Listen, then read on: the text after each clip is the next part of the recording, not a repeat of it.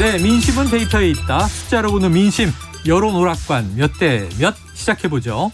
자, 오늘도 이은영 휴먼앤데이터 소장님과 배종찬 인사이트K 연구소장님 나와 계십니다. 어서 오세요. 네, 안녕하세요. 자, 이 소장님, 네. 더불어민주당 얘기부터 이제 해봐야 될 것 같은데 지방선거 참패 후 비대위 구성까지 혼돈의 한 주가 지났고요. 내홍이 벌어졌고 며칠 전에 민주당 대선 지선 평가 토론회에 대표 발제자로 다녀오신 걸 봐서 네. 자, 이 소장님 지방선거 패배의 원인 뭐로 좀 지적하셨어요? 근데 일단은 이 이제 지선 대선 평가 토론회가 이제 앞으로 계속 이어질 거예요. 네네네. 이거는 한 회가 아니고. 네, 한 회가 아닙니다. 그래서 제가 이제 발제한 게 또 실제 이제 그 결과 분석이 좀 부족한 것이 있을 수도 있다. 보셔야 될 것 같고 일단 네. 지방선거 패배 원인은 공천 실패가 저는 주요한 원인이었다라고 좀 지적을 했고요. 그리고 이제 민주당이 전반적으로 선거 캠페인 이런 측면에서 그 국민의힘에 많이 좀 뒤진 면이 있다. 그 뭐 중앙 공약이라든지 이런 것도 좀 미흡했고 그리고 후보들에 대한 지원도 좀 미흡했다. 그리고 이제 그런 것들이 전반적으로 총합적인 시너지를 내지 못했다라는 좀 지적을 했고요. 사실 그 국민의힘은 이제 인적 쇄신 또 세대 교체 그리고 그걸 통한 일하는 방식이 지금 변화가 되고 있는데 민주당은 좀 관료화된 듯한 그런 모습이 있었거든요. 그래서 전반적으로 인적 쇄신 또 새로운 세대를 영입하는 등용시키는 그 과정까지 좀 전면적인 손질이 필요하다라고 지적을 했어요. 다른 분들도 이제 2명의 발제자가 더 있었는데 그분들은 이 자화자찬 내부 문화 특히 이제 젖잘싸 문화 이런 거 지적을 했었습니다. 근데 의원님들이 한 10분 정도 오셨는데 일단 의원님들 좀 청취를 주로 하셨고 그리고 이제 앞으로 또 2차, 3차 계속 토론이 있다고 하니까요. 네. 나중에 아마 종합적인 의견을 내지 않을까 싶어요. 근데 왜 10분밖에 안 왔어요? 그 초재선 의원 이제 좀 동의하시는 분들만 했고 사실 대선 지선 평가는 지금 비대위에서 또 별도로 할 예정이라고 합니다. 네. 160명이 넘는 의원들이 계신데.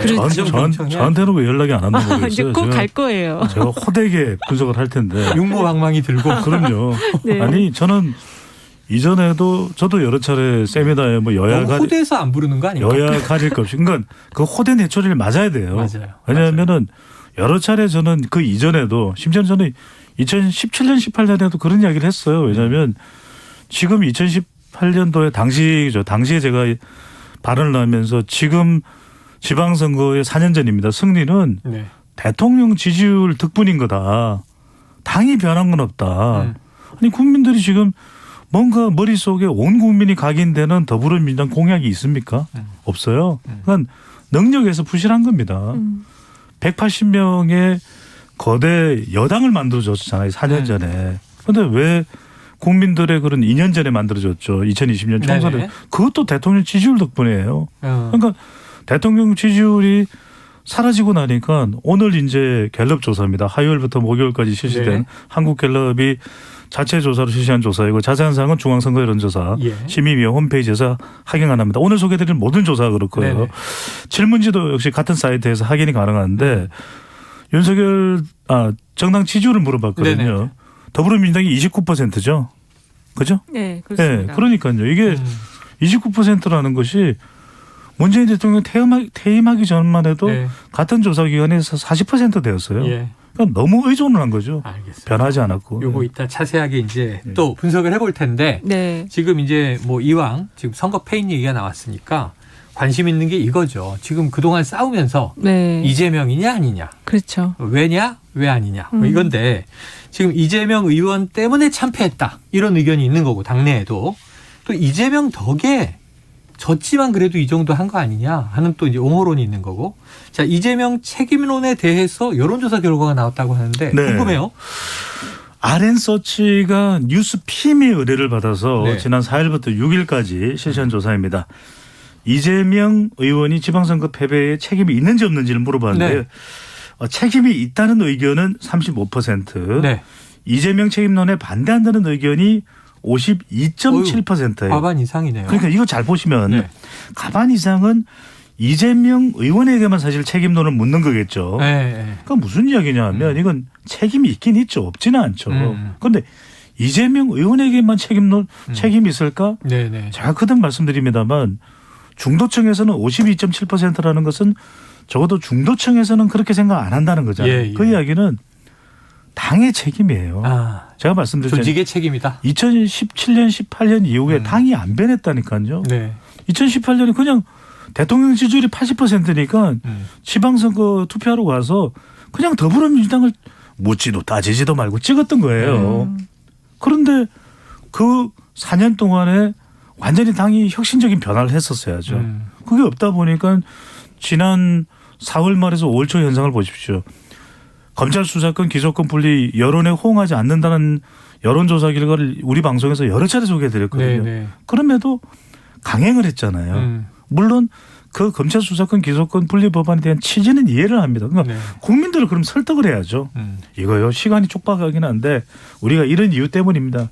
정말 몸부림을 쳐서라도 알겠습니다. 설득 작업이 있었어요. 자, 그러니까 이제 이게 이재명 책임론에 반대한다가 52%를 넘지만 50.7%지만 네. 이게 이재명만의 문제가 아니라 그렇죠. 집단 조직 민주당의 그렇죠. 책임 아니냐라는 예. 것이다. 예. 하지만 이재명 의원에게 전적인 책임이 있다 하는 것은 또 35%. 그런데 그렇습니다. 예. 그런데 전 이게 지금 민주당 지지 성향이 강한 이번에 지방선거에서 그나마 이긴 이 전남, 전북, 광주 이 호남 지역에서는요. 전국 평균 여론하고 좀 달라요. 그렇습니다. 이재명 책임론이 맞다 47.7%. 아니다. 이재명 책임론에 반대한다 33.5%. 이 호남 민심은 뭡니까? 그러니까 이게 호남이 어떻게 보면 민주당의 이제 핵심 지지층이잖아요. 네. 여기서는 이재명 후보가 이제 개항을 또 바로 나오고 또 이제 지금 당대표 나올지 어쩔지 모르겠는데 그렇게 계속 지금 대선 이후에 계속적인 선거 행보를 보이는 것에 대해서 좀 긍정적으로 안 보고 있다는 신호고 이것 때문에 결국 그 광주 지지율이 37.7% 나온 거고 전남에서도 무소속 당선자가 많이 나온 거거든요. 그래서 핵심 지지층이 지금 굉장히 실망하고 있다. 이거를 안정화를 시키지 않으면 다음 총선이 곧 이어질 텐데 얼마 안 남았어요. 네네. 그때도 또 이게 승리를 장담할 수 없다. 이렇게 볼 수 있겠어요. 지금 말씀하신 대로 만약 이재명 의원이 당권 도전을 한다면 네. 이 이제 전통적 지지 지역에서의 이 여론도 상당히 좀 극복 과제가 될 것 같습니다. 그렇죠. 대선 때 호남이 이제 이재명 후보를 찍은 게 거의 80% 가까이 되잖아요. 네. 예. 자, 그럼 이제 숙제는 이거예요. 지금 우상호 혁신비대위라고 네. 이름을 붙였지만 사실은 관리형 비대위다. 8월 전대까지만 네. 당을 이제 준비하고 이끈다. 선거 패인 이제 분석한다. 이건데 지금 차세대 리더가 누구냐, 그렇죠. 당권 주자가 누구냐 이게 관심이잖아요. 예. 한번 뭐 이름들이 거론됐습니까? 예, 거론된 조사가 하나 있습니다. 스트레이트 뉴스가 조원 CNI를 해서 4일에서 6일 그 이제 조사를 했는데요. 더불어민주당의 혁신을 이끌 적임자에 대해서 이재명 의원 28.8%, 네. 박지원 전 공동비상대책위원장 9.0%, 홍영표 의원 6.8%, 우상호 의원 4.0%, 이인영 의원 3.7%. 잘 모르겠다 26.3%가 나왔고요. 짧게 오늘 뉴스토마토가 미디어 토마토에 의뢰한 조사도 보면은 7일 날 조사를 했습니다. 네. 전국 성인 남녀 1,014명 대상으로 했는데 이제 어떤 세력이 민주당을 이끌어야 되느냐. 국민의 44.2%는 친문도 친명도 아닌 제3세력. 그다음에 친명 세력이 32.9%, 친문 세력이 10.5% 이런 순으로 나왔거든요. 그래서 지금 이런 흐름을 전체적으로 보면은 일단은 이재명 후보가 당을 이끌어야 될 어떤 인물로는 좀 가장 많은 지지를 받고 있긴 네네. 하지만 세력적으로 볼 때는 두 세력 다 싫다. 친문이나 친명이나 이 두 세력 다 싫다라는 의견이 지금 나온 것 같아요. 이거 굉장히 재밌는 게 네. 아까 말씀하신 조원 CNI 조사는 제3세력이 없으니까 없어요. 이재명 의원이 이제 28.8% 1위로 나왔는데 네. 없음 잘 모름이 그렇습니다. 26.3%인데 맞아요. 네. 제3세력을 놓으니까 그게 1위네요. 그렇습니다. 그러니까 이 여론조사가 주는 메시지는 분명해요. 뭐냐면 뉴스토마토와 미디어토마토의 조사는 개요 말씀드렸잖아요. 그 조사를 보면 친문도 친명도 아닌 쪽에서 개혁을 이끌었으면 좋겠다는 의견이거든요. 근데 있나요? 없어요. 그런 세력이 있어요? 없죠.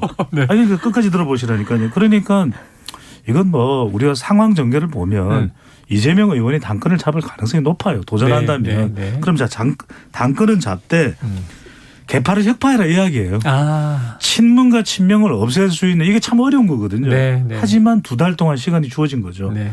이재명 의원에게 당신에 대한 비판이 많다. 그래서 친문과 친명을 혁파할 수 있는 당신의 아이디어를 뭔지 가지고 나와라. 이게 이제 요구사항이에요. 어떻게 또 하나. 당을 통합하겠느냐. 또 하나. 그렇죠. 박지원 전 공동비상대책위원장이 홍영표 의원보다도 더 높아요. 더불어민주당 그러네요. 혁신을 이끌 책임자. 이 이야기는 뭐냐면 격차 있는 2위. 그러니까 얼마나 내용이 있었어요. 네. 지난 지방선거 직전에. 그러니까 이른바 박지원 전 비대위원장의 그 또래 정서, MZ세대의 정서, 그리고 박지원 전 비대위원장의 그 마음, 586 용태의 마음, 586만이 아니죠. 모두 용태해야 돼요. 그런데 그 마음을 가지고서 반영하는 당을 이끄는 것이 이재명 의원에게는 사명과 목표다. 그걸 분명히 해주는 겁니다. 아니 근데 지금 자세히 보니까 네. 지금 언급하신 여론조사기관 미디어 토마토가 뉴스토마토 의뢰를 받아서 지난 7일 네. 전국 성인 1,014명에게 물은 이 질문이 다음 민주당 대표로 누가 가장 적합한가? 차기 당권. 이재명 의원이 32.1% 맞는데 네. 김부겸 전 총리가 그러니까요. 26.3%. 그렇습니다. 김부겸 전 총리가 친명도 아니고 친문도 아닌 그렇죠. 인물 아니에요? 그렇죠. 네. 그러니까 이게 이제 보기 문항이 어떻게 들어가느냐에 따라서 그러니까 박지원 지금 공동위원장 9.0 나왔는데 네. 이거 보기를 넣으니까 이 정도 나온 거고 예. 김부겸 총리가 그래도 통합의 리더십을 발휘할 수 있다라고 지금 보는 의견이 26.3%나 나온 거죠. 예. 그래요. 자, 지금 이제 이 배 소장님 얘기를 들으면서 청취자분들도 머리로, 논리로는 이해가 돼요. 근데 우리가 한국 정치를 수십 년 봐오고 있지 않습니까? 그렇죠. 자, 이재명 책임론이 부상하는 가운데 그래도 민주당을 혁신할 사람은 역시 이재명이다. 이렇게 얘기를 하면 자, 이게 헷갈리지 않느냐. 가능합니까? 그러니까 이게 지금 전면에 나서지 않는 것이 네, 그런 얘기가 좋겠다라고 많았죠. 해석을 하는 것이 좋을 것 같아요. 왜냐하면 이제 이 개파 혁신을 얘기를 하셨는데 이거는 이미 이재명 후보는 이재명이라는 또 개파가 이미 만들어져 있거든요. 그래서 나오셨을 경우에 과연 그게 상대 쪽에서 볼 때 과연 이게 격파가 되겠냐. 이게 자기 팔이 안으로 굽는 걸로 인식을 할 수 있기 때문에 그래서 본인이 직접 나오는 거에 대한 리스크 요인이 있다라는 걸 이런 데이터들이 좀 보여주고 있는 것 같아요. 그러니까는 제3의 임무를 지금 해서 좀 정비를 하고 다시 한번 그 민주당의 문제들을 해결해 보자라는 의견이 아닌가 싶습니다. 그러니까 그게 이상적인데 그 이상대로 인물이 있느냐면 없어요. 없다. 과연 김부겸 전 총리가 나와서 수습이 될까? 그렇지 않을 거예요. 적어도 자기 조직이 있기 때문에 당권을 주도하면서 당을 어떤 식으로든 혁신을 하든 혁신이 안 되면 혁신이 안 되는 거에 대한 심판이나 평가나 비판을 받겠죠. 그러니까 앞서 이 조사가 주는 의미가 굉장히 큰 것이 네.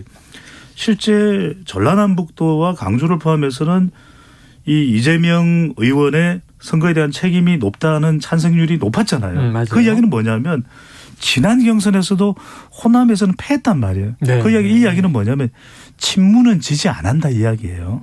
친문이 지지 안 하기 때문에 이재명 의원이 정말 말 그대로 어떤 상황이든 친명계의 2024년 공천에 대한 욕구가 됐든 뭐가 됐든 간에 당권을 잡더라도 친명을 편들고 주도하는 완전히 그런 방향의 이재명 민주당을 만들면 그거는 필패한다는 이야기예요. 그래서 이 개파를 혁파할 수 있는 새로운 정말 리더십을 만들면 이재명이라는 인물이 성공할 것이고 그러기 위해서는 아까도 말씀드렸지만 박지원 전 비대위원장의 그 쓴소리까지도 안아낼 수 있을 정도의 리더십을 발휘하느냐 그걸 보겠다는 의미예요. 지켜보겠다. 그렇죠. 자, 과연 그렇게 될까요? 상당히 쉽지 않은 과제고 이제 우상호 의원이 그거를 잘 조정을 해서 그걸 끌어내야 되겠죠. 끌어내야 되겠다. 근데 두 분에게 그러면 아주 단문으로 하나 묻고 다음 이슈로 넘어갈게요. 네. 자, 배 소장님. 어쨌든 그럼 이재명 의원은 말은 아꼈습니다만 당권 도전 100% 한다? 하죠. 한다. 저도 사실은 제3의 길을 가면 좋겠어요. 네. 개인적으로는. 그러니까 의원까지는 됐지만 제가 생각하는 이상적인 했지만. 방향은 당권 도전이 아닌 제3의 길이에요. 하지만 현실적으로는 도전하고 당대표가 될 가능성이 높다고 봐야 되겠죠. 아유, 정치의 길에 참 제3이 없더라고요. 그런 것 이 소장님도 저도 지금 확실히 한다. 계양 국회의원 된 게 당대표를 염두에 두고 하는 거니까. 원내 당대표를 그렇죠. 염두에 둔 단계다. 그렇습니다. 이미 첫 단추는 끼워진 첫 거예요. 단추를 끼워졌다. 네. 여기서 당권 도전 안 하면 이변이 일어나는 건데 한번 이게 뭐 아직 이제 속 시원한 답은 없습니다. 지켜볼 뿐입니다. 파격적인 거예요. 당권 도전을 안 한다면 정말 그거야말로 예상 시나리오가 아닌가 파격적이고 아까 제3의 길. 그게 또 다른 지지층이나 유권자들로 볼 때는 감동인 거죠. 네. 그렇지만 그 길을 가기는 어렵고 안 할 것이다. 이재명 의원이 이 방송을 유념해서 들으실 것인지. 우리 방송 들을 거예요. 네. 알겠습니다. 자, 이번에는 이 오늘 나온 아까 잠깐 언급하셨던 한국 갤럽 조사 볼 텐데요. 야, 대통령 취임 한 달째. 네. 그래서 오늘 1부에서는 그 도어 스태핑 얘기를 많이 했는데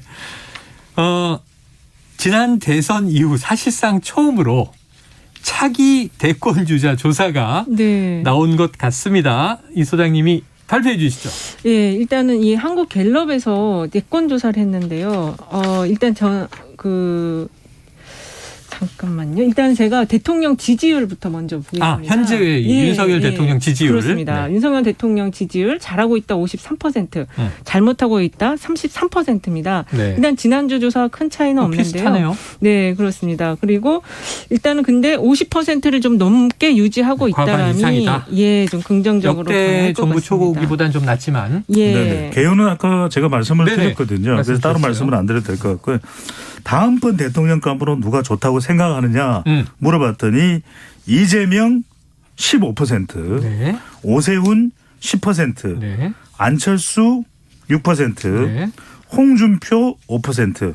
여기는 근데- 오세훈 서울시장 빼면 네네. 다 나왔던 분들이에요. 그리고 다 거론되는 인물이에요. 오세훈 시장 당선자도 그렇고 차기 대권 주자로 근데 거론되죠. 지금부터가 중요합니다. 그래요. 한동훈 4%, 4%. 김동연 4%, 이 새로운 인물들이군요. 예, 이낙연 3%. 놀라지 마십시오. 이준석 1%. 그러니까 최근에 우크라이나 와가노. 네. 네.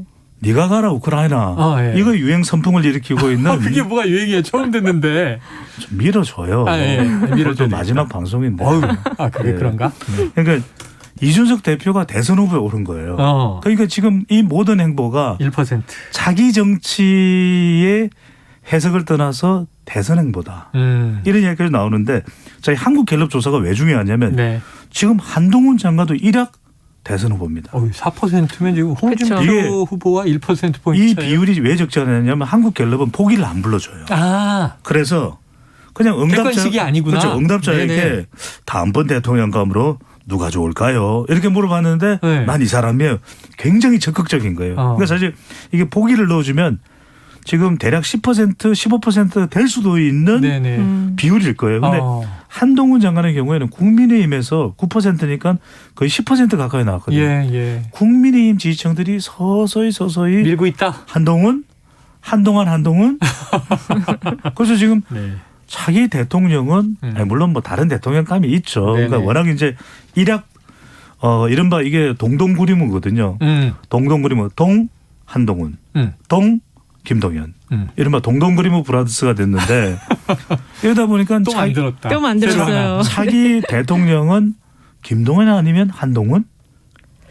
동동으로 미는데 동동. 지금 김동연 이제 경기지사는 네. 민주당으로 이제 단일화 이후 네. 합류해서 대선에서는 이제 완주하지 않았지만 그렇습니다. 정말 마지막에 뭐 극적인 역전승을 보여줬고요. 네. 그런 면에서는 지난 대권 주자는 맞아요. 안철수 그렇죠. 의원처럼. 하지만 이제 민주당의 김동연으로는 이제 처음. 네, 그렇습니다. 들어간 그리고 거죠. 이 조사가 이제 이준석 당대표가 지금 1%였는데 이 갤럽에서 이준석 당대표가 똑같이 4%인가를 얻어서 대선 주자로 딱 발돋움한 조사가 이 갤럽에서 했었던 조사가 그런 적이 네네. 있었어요. 이번에도 지금 과거에. 네, 한동훈 후보와 김동연 지사가 나왔는데 지지율도 거의 비슷해요. 4%. 근데 지금 보시면 이준석 당대표 1% 됐잖아요. 그러니까 이거는 사람들의 그 언론의 보도되는 노출량에 따른 어떤 인지도성의 그런 그 결과값이다. 그래서 이게 반드시 위로 상향만 계속하는 것이 아니고 떨어지기도 한다라는 걸 이 같은 조사에서 그대로 지금 보여주고 있습니다. 그런데 역시 가장 이제 주목되는 거는 다 대권 주자로 이런 그렇죠. 인물들이 있지 그렇죠. 하는데 한동훈 법무부 장관은 좀 이례적으로 보여지는데 그렇죠. 최근에 또 이 김종인 전 비대위원장이 별의 순간 얘기를 그런 했단 얘기도 말이에요. 했죠. 대통령에게 쓴소리를 한다면 별의 순간 잡을 수도 있다. 대 소장님. 네. 계속 오를 가능성 있습니까? 한동훈 장관. 네. 저는 있다고 봅니다. 왜냐하면 결국 윤석열 정부도 결국 검찰이에요. 법무부예요. 또 수사예요. 지금도 검찰이 인사로 또 야당 법석이지 않습니까? 네. 그 이야기는 뭐냐면 한동훈 법무부 장관이 인사 정보단까지도 희화에 두고 있거든요. 예. 결국 한동훈 될 수밖에 없습니다. 그 이야기는 팬덤을 이끌고 있는 한동훈 장관이 그만큼 주목받는 이유는 결국 야당을 수사할 가능성이 상당히 높다. 네. 그러니까 이른바 윤석열 정부 5년 동안에는 이재명과 한동훈의 대결이 될 거예요. 또 지난 정부에 대한 정권에 대한 수사를 하면 보수 지지층에서는 주목받고 인기가 더 오를 수 있다. 170명의 이 다수당입니다. 더불어민주당은 가만히 있겠습니까? 아니 한동훈 장관 이게 정치보복 아니요? 이런 식으로 끊임없는 국정감사, 대정부 질문 이어질 수밖에 없는 것이고 그 중심에 한덕수 총리가 아니라 한동훈 장관이 서 있을 거예요. 근데 그 힘이 실리는 건 충분히 이제 이해가 되고 눈으로 보여지는데 지금 이 소장님께 여쭤본다면 이번 주 큰 이슈 중 하나가 대통령의 검찰 편중 인사란 말이에요. 네, 그렇습니다. 법률가가 필요한가 해서 쓰는 거고 편중 인사 아니다. 이렇게 이제 해명은 했습니다만 검사 출신이 너무 많다. 또 윤석열 라인이 많다. 이런 비판들인데 네. 이게 여론에 좋게만 영향을 줄 리는 없잖아요. 근데 이게 지금 보니까 검찰 인사라는 점에 대해서는 굉장히 부정적 여론이 많은데 네. 이 내용적인 측면에서는 좀 기대를 해볼 만하다라는 의견도 좀 있는 그래요? 것 같아요. 일단은 40대를 좀 발탁하는 면이 있었고 그리고 상당히 그 검찰 조직 내에서는 에이스 검사들이 지금 이제 배치가 되고 있는 면이 있거든요. 그래서 요거는 이제 지금 배치받은 사람들이 앞으로 역량을 얼마나 발휘할 것이냐에 따라서 인사에 대한 평가가 조금 달라질 수도 있다. 그런 대목이 지금 잠깐 보이고 있습니다. 검사가 많다는 건 문제지만 그렇죠. 이들이 성과를 낸다면 그렇죠. 그건 잘한 것으로 나중에 평가가 바뀔 수도 있다. 그렇습니다. 이게 은근히 성과가 나올 수 있는 게 결과적으로는 대한민국에서 성과라는 것은 문제가 되는 불법과 비리를 발본색을 하는 거잖아요. 뿌리를 뽑아내고. 검사의 감각이 또 작동되는 것이고 수사를 하고 네네. 물론 이게 우리 국정과 또 행정의 전부는 아닙니다. 그런데 그걸 누굴 잡아냈다 이러면 국민들 그래요? 나이 먹으면서 잡아냈어요? 뭐 탈원전 문제가 있었어요? 그러니까 이걸 혹시라도 성과로 본다면 평가는 또 달라질 수도 있는. 물론 인사라는 것은 다양성, 공정성, 균형성 이런 이걸 갖춰야 됩니다. 알겠습니다. 그런 면에서는 인사에 대한 비판으로부터 자유롭지는 않겠죠. 네, 자 이준석 대표 과거 수치가 나와서 요거 하나는 이제 저 말씀드리고 갈게요. 한국갤럽이 2021년 6월 1일부터 3일까지 전국 만 18세 이상 1,003명에게 자유응답 형태로 지금 같은 방식이죠. 조사를 했는데 이준석 당시 당대표 후보가 3%를 기록한 바가 있다. 네. 근데 이번에 이제 1%로 나왔다. 네, 그렇습니다. 그때도 사실 1년 정도 1년 정도 됐는데 그때부터 굉장히 크게 주목을 받으면서 당대표의 발판이 만들어졌었던 거죠. 그래요.